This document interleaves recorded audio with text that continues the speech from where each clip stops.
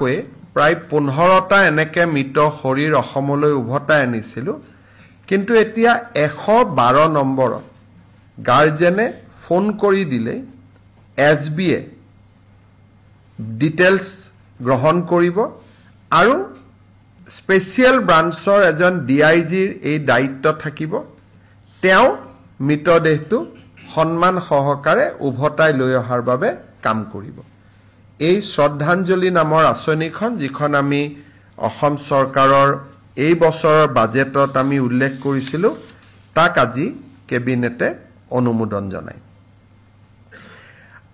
ৰাভা হাছং আৰু বিভিন্ন সময়ত আমি ঘোষণা কৰিছিলোঁ যে ৰাভা হাছং অট'নমাছ কাউন্সিলৰ বাহিৰত থকা ৰাভাসকলৰ বাবে এখন উন্নয়ন পৰিষদ গঠন কৰা হ'ব আজি কেবিনেটে ৰাভা ডেভেলপমেণ্ট কাউন্সিল এখন গঠন কৰাৰ বাবে অনুমোদন জনায় যি মূলতঃ ৰাভা হাছং অঞ্চলৰ বাহিৰত থকা ৰাভাসকলৰ কল্যাণৰ বাবে কাম কৰিব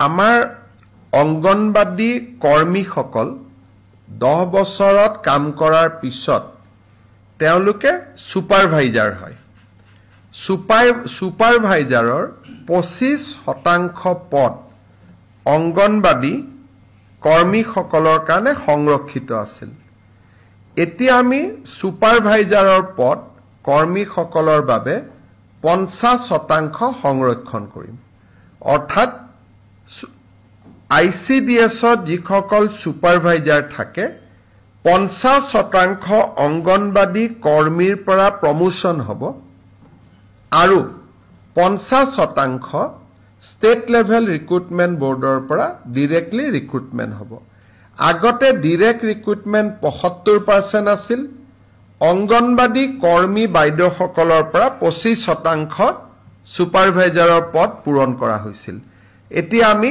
বাইদেউসকলৰ সুবিধাৰ কাৰণে 25ৰ জাগাত 50% আসন বা সুপাৰভাইজাৰৰ পদ আমি সংৰক্ষণ কৰিবলৈ সিদ্ধান্ত লৈছো আমাৰ অসমত যিসকল থাৰ্ড জেন্ডাৰ আছে যাক আমি ট্ৰেন্সজেন্ডাৰ বুলি কওঁ তেওঁলোকক উচ্চতম ন্যায়ালয়ৰ ৰায় অনুসৰি আজি কেবিনেটে তেওঁলোকক সোশিয়েলি আৰু এডুকেশনালি ব্যাকওয়াৰ্ড ক্লাছৰ মৰ্যাদা দিছে কিন্তু আমি তেওঁলোকক আই কাৰ্ড দিম বা আইডেন্টিটি কাৰ্ড দিম যিসকল অসমৰ বাসিন্দা বাহিৰৰ পৰা যিসকল ট্ৰেন্সজেন্ডাৰ অসমত বিভিন্ন কামত আহে তেওঁলোকে এই মৰ্যাদা নাপাব এই মৰ্যাদা অসমৰ অৰিজিনেল ইনহেবিটেন্ট সকলৰ কাৰণেহে এই সুবিধা খোলা থাকিব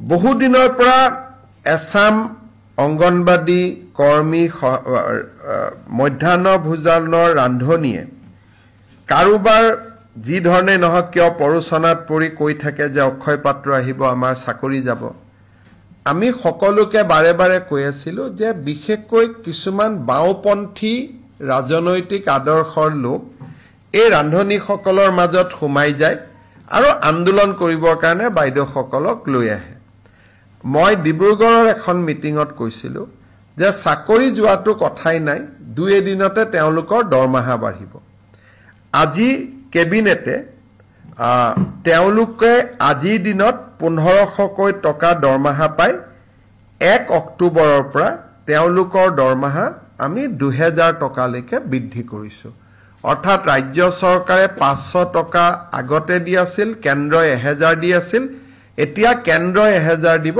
ৰাজ্যই 1000 দিব টোটেল 2000 টকা এগৰাকী মধ্যাহ্ন ভোজনৰ বাইদেৱে ৰান্ধনিয়ে লাভ কৰিব আৰু এই আঁচনিটো ৰূপায়ণ কৰিবলৈ যাওঁতে ৰাজ্য চৰকাৰে 108 কোটি টকা খৰচ কৰিব লাগিব আপোনালোকে জানে যে গোৱালপাৰা জিলাত দুখন ডাঙৰ বিল আছে এখন বিলৰ নাম হ'ল উৰপদ বিল উৰপদ বিলত 1256 হেক্টৰ মাটি আছে যদি বিঘালৈকে ইয়াক কনভাৰ্ট কৰে ই প্ৰায় 15000 10,000 বিঘা মাটি হ'ব উৰপদ বিলখন 12,056 হেক্টৰ আৰু ইয়াক যদি আমি বিঘালৈ ৰূপান্তৰ কৰো ই 10,000 বিঘা এই বিলখন যাতে আমি সংৰক্ষণ কৰি ৰাখিব পাৰো আমি ইয়াক এখন প্ৰস্তাৱিত বনাঞ্চললৈ ৰূপান্তৰ কৰিব খুজিছো আজি কেবিনেটে ইয়াক অনুমোদন জনাইছে ৰাইজৰ উজৰ আপত্তি এমাহৰ বাবে গ্ৰহণ কৰা হ'ব ৰাজ্যৰ যদি এবছৰত যদি এমাহৰ ভিতৰত যদি উজৰ আপত্তি নাথাকে তেতিয়াহলে এই উৰপদ বিলখন এখন ৰিজাৰ্ভ ফৰেষ্ট বা সংৰক্ষিত বনাঞ্চললৈ ৰূপান্তৰ হ'ব আৰু অসমৰ বায়'ডাইভাৰ্চিটি আৰু ৱেটলেণ্ডৰ ক্ষেত্ৰত ই এক বিশাল সহায় হ'ব দ্বিতীয়তে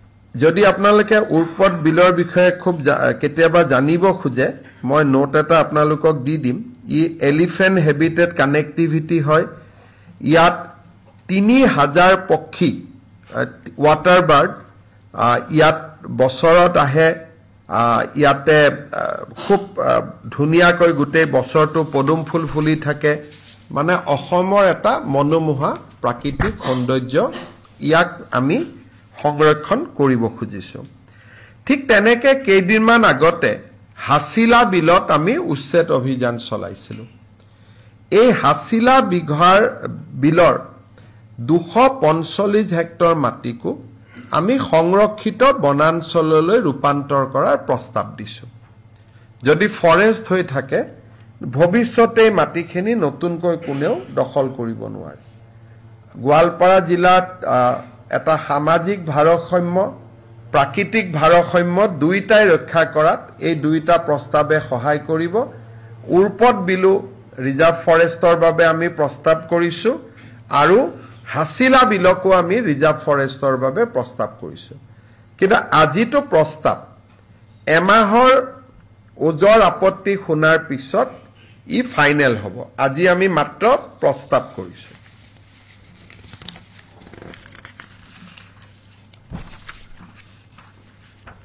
আমাৰ সৰ্বশিক্ষা অভিযানৰ পৰা যিসকল শিক্ষক নিয়মীয়াকৰণ হৈছিল তেওঁলোকে এটা কাৰিকৰী কাৰণত তেওঁলোকৰ যিটো এনুৱেল ইনক্ৰিমেন্ট জুলাই মাহৰ আছিলে সেই ইনক্ৰিমেন্টটো তেওঁলোকৰ বাদ পৰি গৈছিল আজি কেবিনেটে সৰ্বশিক্ষাৰ পৰা নিয়মীয়া হোৱা আটাইবোৰ শিক্ষক আৰু কন্ট্ৰেকচুৱেল টিচাৰ যিসকলক আমি চৰকাৰী চাকৰিত নিয়মীয়া কৰিছিলো সেকেন্ডাৰীত হাই স্কুলৰ অতিৰিক্ত শিক্ষক এলপিএমিৰ কন্ট্ৰেকচুৱেল টিচাৰ যিসকল নিয়মীয়া হল তেওঁলোকক এইবাৰ আমি বছৰিকীয়া যিটো 3% ইনক্ৰিমেন্ট তাক এপ্ৰিলত নহলে নাপাই জুলাইত তেওঁলোকৰ নিয়মীয়া হোৱাৰ কাৰণে তেওঁলোকে পোৱা নাছিল কেবিনেটে আজি বিশেষ সিদ্ধান্ত লৈ তেওঁলোকক ইনক্ৰিমেন্টটো দিবৰ বাবে সিদ্ধান্ত গ্ৰহণ কৰিছে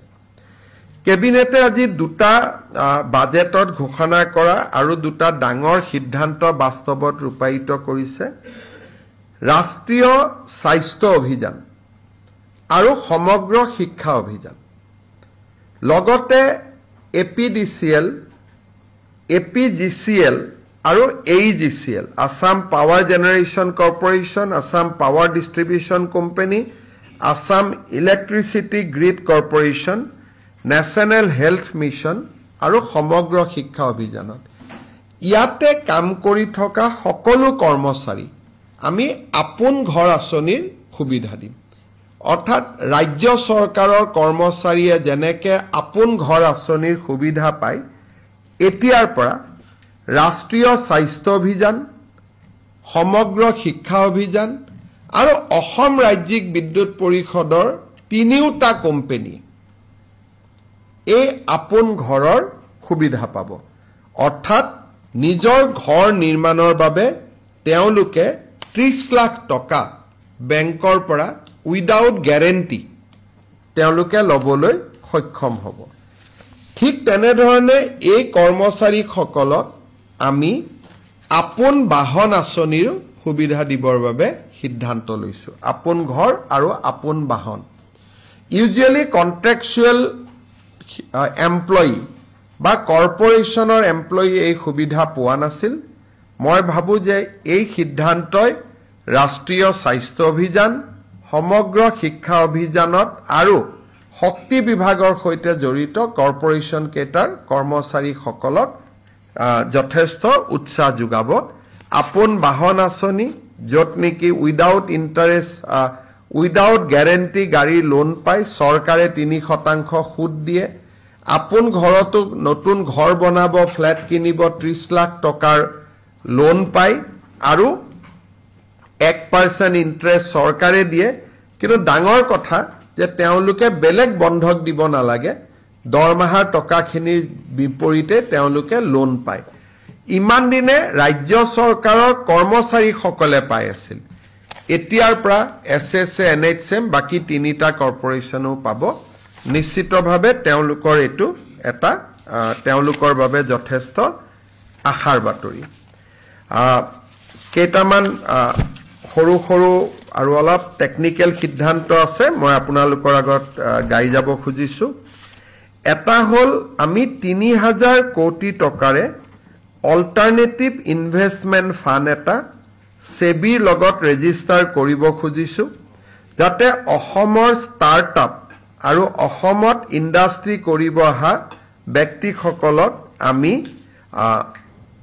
তেওঁলোকক সহায় কৰিব পাৰো আৰু তেওঁলোকৰ কোম্পানীসমূহত প্ৰয়োজন হলে চৰকাৰী অংশীদাৰিত্ব আমি ক্ৰয় কৰিব পাৰো ধৰক টাটাই অসমত এটা ইণ্ডাষ্ট্ৰি লগাব আহিছে টাটাই যদি বিচাৰে যে ষ্টেট গভৰ্ণমেণ্টেও 10% লওক আমি যাতে কিনিব পাৰো তাৰ কাৰণে আমি আসাম অল্টাৰনেটিভ ফান্ড এটা উইথ 3000 ক্ৰোৰ আমি কৰিব খুজিছো ইয়াক সেবিৰ অনুমোদন লাগিব সেই ব্যৱস্থা আমি কৰিব গৈ আছো ৰাজ্যত যাতে খনিজ পদাৰ্থৰ সন্ধানৰ প্ৰক্ৰিয়া আমি আৰু ক্ষিপ্ৰ কৰিব পাৰো সেইবাবে ষ্টেট মিনাৰেল এক্সপ্লোৰেচন ট্ৰাষ্ট এটাও আজি গঠন কৰা হয় অসমৰ বাবে এটা আনন্দৰ বতৰা যে পশ্চিম কাৰ্বি আলং জিলাত হিন্দুজা কোম্পানীয়ে পাম ষ্টৰেজ 900 মেগাৱাটৰ নিৰ্মাণ কৰিব খুজিছে ইয়াৰ ফলত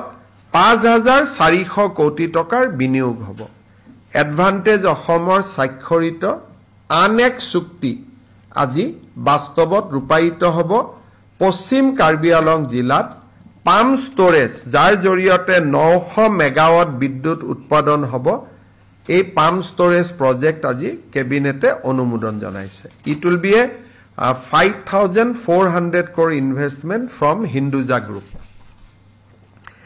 আজি কেবিনেটে চন্দ্ৰপুৰত এখন নবোদয় বিদ্যালয় স্থাপনৰ বাবে ভাৰত চৰকাৰক 40 বিঘা মাটি আবণ্টন কৰিছে আমাৰ নামঘৰ ধৰ্মীয় অনুষ্ঠান অংগনবাদী কেন্দ্ৰ আদি বসুন্ধৰা 3ত আমি ভূমি আবণ্টনৰ যি মিছন লৈছিলো সেই মিছনৰ অধীনত আজি আমি 1935টা প্ৰজেক্ট বা প্ৰস্তাৱ আজি কেবিনেটে অনুমোদন জনাইছে আৰু সেই ধৰণে ৰাজ্য চৰকাৰৰ বিভিন্ন ইনফ্ৰাষ্ট্ৰাকচাৰ থকা 518টা অনুষ্ঠানৰ বাবে আজি আমি মাটিৰ বন্দবস্তিৰ প্ৰস্তাৱত অনুমোদন জনাইছো মূলত কেবিনেটে আজি এই সিদ্ধান্ত কেইটাই লৈছে আৰু মই ভাবো যে ৰাজ্যৰ কৰ্মচাৰীৰ পৰা জনজাতীয় লোকৰ পৰা হিন্দুজাৰ ইনভেষ্টমেন্টলৈকে কেইবাটাও ভাল সিদ্ধান্ত আজি লোৱা হল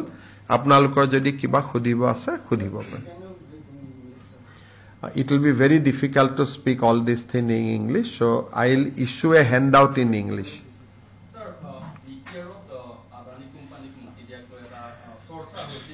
So, BTR Adani mati dia nidia tar logot bishesh eta prokriya lukai ase. অসমত আমি 3000 মেগাৱাট থাৰ্মেল পাৱাৰ উৎপাদনৰ বাবে আমি এটা উদ্যোগ স্থাপন কৰিম আৰু এই উদ্যোগটোৰ বাবে নিবিদা হ'ব নিবিদাত আৰু কেইবাটাও গ্ৰুপে প্ৰতিদ্বন্দিতা কৰিব আৰু ইয়াত ব্যয় হ'ব 40000 কোটি টকা 40,000 crores. আমি ভাবিছিলোঁ যে জাগিৰোডৰ দৰে সমান ইনভেষ্টমেণ্ট এটা যদি কোকৰাঝাৰত হয় তাৰ ৰাইজে আমাক আদৰণি জনাব আৰু বিটিএডিৰ উন্নয়নৰ প্ৰক্ৰিয়া ত্বৰান্বিত হ'ব। কাৰণ 40,000 crores ইনভেষ্টমেণ্ট মানে মিনিমাম 1 লাখ মানুহে ডাইৰেক্টলি ইনডাইৰেক্টলি তাত এমপ্লয়মেণ্ট পাব। কিন্তু আমি এনেকুৱা বদনাম ল'ব খোজা নাই যে আমি কোনোবা ট্ৰাইবেলৰ মাটি আমি দখল কৰিব খুজিছোঁ। এই 3,000 মেগাৱাট শক্তি উৎপাদনৰ বাবে আন স্থানত আমাৰ মাটি ইতিমধ্যে নিৰ্ধাৰণ কৰা আছে। আমি মাত্ৰ বিটিএডিত ইণ্ডাষ্ট্ৰী যেনেকে এডভান্টেজ অসম হ'ল 5 লাখ টকা ইনভেষ্টমেণ্ট আহিব, বিটিএডিয়ে মনত ভাবিব যে গোটেইখিনি অসমে লৈ ল'লে আমাক একোৱে নিদিলে। সেইকাৰণেহে আমি তেওঁলোকক দিয়াৰ এটা প্ৰস্তাৱ দিছিলোঁ।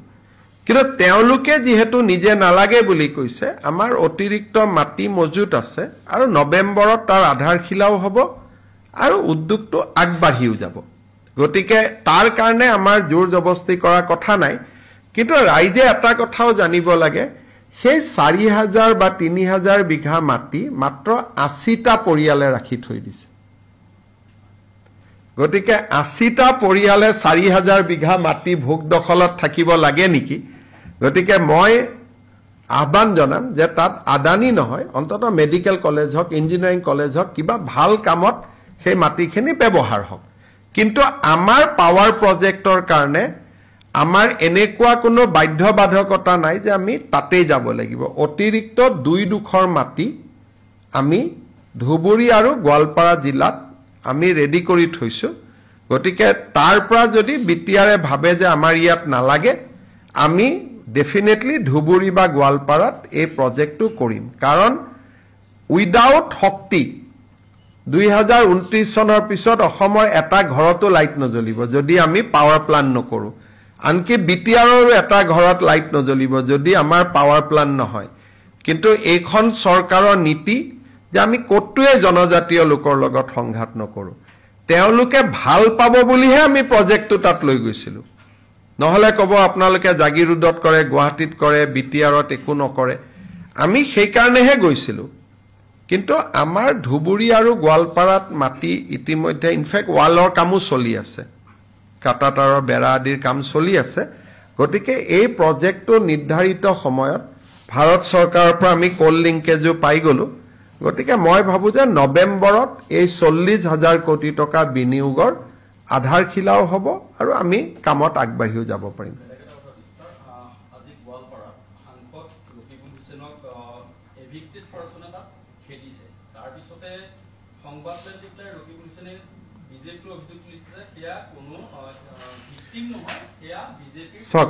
প্ৰত্যেকজন আজি ৰকিবুল হুছেইনক তাৰ পৰা যিকেইগৰাকী মানুহে তেওঁক বেয়া ব্যৱহাৰে হওক খেদিছে, প্ৰত্যেকগৰাকী মানুহ মুছলিম মানুহ আৰু বংগীয় মূলৰ মুছলিম মানুহ। আৰু সেই জেগাটোত পৰহি ময়ো যাম। মোকো কোনোবাই শ্লোগান দিব পাৰে মোৰ এগেইনষ্টত, মই নাজানো। কিন্তু পৰহি মই যাম, কাৰণ আজি আমি সিদ্ধান্ত ল'লো এখন ফৰেষ্ট কৰিম। গতিকে পৰহি অশোক সিংঘাল আৰু ময়ো তাতে যাম। গতিকে কিন্তু ৰকিবুল হুছেইনক যোনে তোনে খেদে। এতিয়া ধুবুৰীটো খেদে, গোৱালপাৰাটো খেদে, নগাঁৱতো খেদে। আৰু এই সমস্যাটো তেওঁলোকে নিজৰ ভিতৰত সমাধান কৰিব লাগে, তাত বিজেপিক মাতি আনিব নালাগে। কাৰণ বংগীয় মূলৰ ৰাইজৰ মাজত বিজেপিৰ প্ৰভাৱ নাই বুলিয়ে ক'ব পাৰে। আৰু সেইকাৰণে গোৱালপাৰাত যদি বংগীয় মূলৰ মানুহো বিজেপি বুলি কয়, তেতিয়াতো আমাৰ কি হ'ব? তেতিয়াহ'লে 126টাই আমি পাই যাম দেখোন। গতিকে কোন ভিডিঅ' চালে আপোনালোকে গম পাব এইবোৰ কোন মানুহ হয়। কৈছো, যদি বংগীয় মূলৰ মানুহে বিজেপিৰ ইচাৰাত চলে, তেতিয়াহ'লে অসমৰ ৰাজনীতিৰ এটা ভয়াৱহ পৰিৱৰ্তনৰ ইংগিত দিব। কিন্তু মোৰ হাতত ইমান ডাঙৰ ইংগিত নাই। যদি ধুবুৰী গোৱালপাৰাত 10 লাখ ভোটত জিকা এমপিজনক যদি কোনোবাই খেদিব পাৰে, তাৰমানে 1.5 বছৰত তেওঁৰ পজিশ্যন কিমান বেয়া হৈ গ'ল আপোনালোকে নিজে চিন্তা কৰক। 1.5 বছৰ হোৱাই নাই নেকি, এবছৰ 2-3 দিনহে হৈছে। 10 লাখ ভোট পোৱা মানুহক নিজৰ সমষ্টিৰ পৰা কোনোবাই খেদিব নেকি? আমিতো 25 বছৰ থাকিলো, না চামুগুৰিতটো খেদিলে, গোৱালপাৰাটো খেদিলে, আমাকতো জালুকবাৰীত আজিলৈকে কোনেও খেদা নাই। তেনেকে সমষ্টি ভাঙিয়ে গ'ল, বিদায়ে ললো এক প্ৰকাৰ। গতিকে আমাকতো কোনেওতো আজিলৈকে নেখেদা নাই, কংগ্ৰেছেও নেখেদে। আনকি সমষ্টিৰ কংগ্ৰেছ মানুহখিনিও ভোট নিদিলেও ভাল পায়, আমাক নেখেদে অন্তত। গতিকে তেনেকেতো পাৰেই কৰিলো। আৰু কিবা আছে? হ'ব, মই এটাই ৰিকুৱেষ্ট কৰিম গুৱাহাটী আৰু অসমৰ মানুহক যে গধূলি কামাখ্যা মন্দিৰত একো নাথাকে, মন্দিৰটো বন্ধ থাকে। এই যে গধূলি আমি ৰাতি এটা মন্দিৰৰ ওপৰত যাওঁ, আমি নামি আহোঁ, সেই কামটো কৰিব নালাগে, কাৰণ গোটেই ৰাস্তাটোত ভূস্খলন হৈ আছে। গতিকে আমি যদি অহা যোৱা কৰোঁ ৰাতি, ছাডেনলি কিবা এক্সিডেণ্টৰ আমি সন্মুখীন হ'ব পাৰোঁ। সেইকাৰণে মই গুৱাহাটী আৰু অসমৰ ৰাইজক সদাশয়ভাৱে অনুৰোধ কৰিম, সন্ধিয়া যাতে মন্দিৰৰ ওপৰত উঠি নাযায়। আমি পুলিচকো মই কৈছোঁ বুজাবৰ কাৰণে মানুহক, কাৰণ খুব বেয়াকৈ তাতে ভূস্খলন হৈ আছে। গতিকে বাকীটো মাৰ মেলা প্ৰত্যেক বছৰে হয়, সৃষ্টিৰ আদিৰ পৰা হৈ আছে, ভালে কৰি হৈ যাব। আৰু অম্বুবাচীৰ 3টা দিন খুব পবিত্ৰ দিন বুলি হিন্দু মানুহে মানে। বহুত মানুহে এইটো সময়ত ভেজিটেৰিয়ান থাকে, বিশেষকৈ বহুত বয়োজ্যেষ্ঠ মানুহে ফল মূলেই খায়, মন্দিৰৰ দুৱাৰ বন্ধ থাকে। গতিকে এই 3টা দিনত সৃষ্টিৰ আৰম্ভণি হয়। It is a very auspicious time. গতিকে এইকেইটা দিন মানুহে মাক চিন্তা কৰক, মায়ে আশীৰ্বাদ কৰিব। কিন্তু ওপৰত গৈ তাত একো নাই। আৰু 26 তাৰিখে মন্দিৰৰ দুৱাৰ খুলিব। আমি কোনো VIP তাত নাযাওঁ 26 তাৰিখেও, 27তো নাযাওঁ। মই 28তহে কোনোবা যাব খুজিলে যাবৰ কাৰণে কৈছোঁ, আৰু মই নিজেও 28-29তহে যাম। APSCৰ ওপৰত হাইকোৰ্টৰ ভাৰ্ডিক্টটো এতিয়ালৈকে আমি দেখা নাই, খালি বাতৰি কাকতত ওলাইছে। আৰু কোৰ্টত তেখেতে জাজগৰাকীয়ে কৈছে যে পাৰ্চিয়েলি এলাউড। এটা পাৰ্চিয়েলি এলাউড মানে কি বুজাইছে আমি সোম-মঙলবাৰে গম পাম। যদি হাইকোৰ্টৰ অৰ্ডাৰটো বাতৰি কাকতত দিয়াৰ ধৰণে হয় যে এইকেইজন অফিচাৰক, যাৰ বহি ফৰেনচিক সব ক্লিয়াৰলি তেওঁলোক একেবাৰে দোষী বুলি এটা শব্দত ক'ব পাৰি, তেনেকুৱা অফিচাৰক যদি পুনৰ চাকৰিত ল'ব কৈছে, তেতিয়াহ'লে এই ৰায়টো অত্যন্ত বেদনাদায়ক। আৰু ই অসমৰ যি সময়ত আমি স্বচ্ছ নিযুক্তিৰ বাবে কাম কৰিছোঁ, it will be a huge setback ৰাজ্য চৰকাৰৰ কাৰণেও আৰু অসমৰ যুৱ প্ৰজন্মৰ বাবেও। আৰু যদি সঁচাই তেনেকুৱা জাজমেণ্ট আছে, চাকৰি দিয়াটো কথাই নুঠে। আমি সুপ্ৰিম কোৰ্টত শেষ পৰ্যায়লৈকে আমি যুঁজিম। কিন্তু লাষ্টত সুপ্ৰিম কোৰ্টেও যদি কয় আপোনালোকে ল'ব লাগিব, তেতিয়াহ'লেতো আমাৰ হাতত ক্ষমতা সীমিত থাকিব। কিন্তু আমি শেষ পৰ্যায়লৈকে সুপ্ৰিম কোৰ্টত আমি যাম, গোটেই কথাখিনি জনাম। আৰু মই ন্যায়পালিকাক বিশ্বাস কৰোঁ, কেতিয়াবা ছিংগল বেঞ্চত জিকে, ডিভিজনত হাৰে, আকৌ সুপ্ৰিম কোৰ্টত জিকে। It is a process. আৰু হাইকোৰ্টৰ ন্যায়াধীশজনে নিজেও কৈছে যে আপোনালোকক আমি 30 দিন সময় দিছোঁ, আপোনালোকে যাতে সুপ্ৰিম কোৰ্টত গ'লে যাব পাৰে। সেইকাৰণে মই ভাবোঁ যে এই ইছ্যুটো এনেকুৱা নহয় যে চাকৰি দিব কাৰণে কালি দি দিম। সুপ্ৰিম কোৰ্টে ক'লেহে আমি দিব পাৰিম। হ'ব, ধন্যবাদ।